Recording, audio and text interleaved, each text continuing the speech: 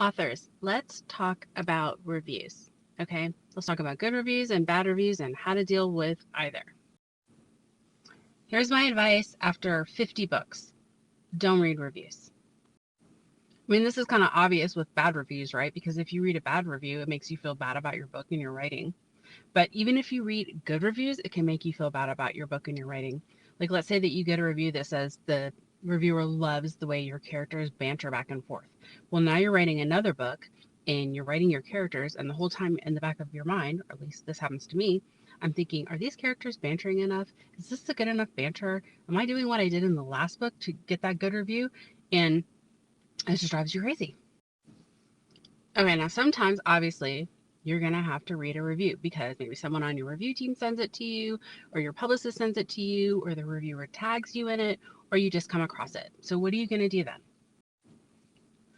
Well, if someone has sent it to you who's not the reviewer, or even if it's like a reviewer who's on your review team, then just say thank you. I appreciate you reviewing that, or I appreciate you sending that to me.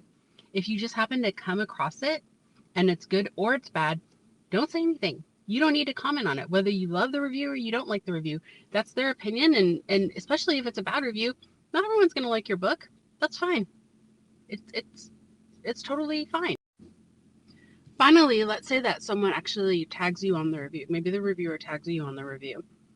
If it's a good review and they've tagged you on the review, heart it or say thanks. If it's a bad review and they tag you on the review, I probably wouldn't say anything because, again, it's their opinion. They're entitled to it. Usually people aren't going to tag the author on a bad review, but if they do, you don't need to respond to it. I mean, you could just like the post or just say nothing.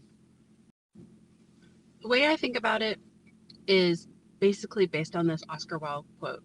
He said, the only thing that's worse than being talked about is not being talked about. So whether people are saying bad things about your book or good things about your book, they're talking about your book.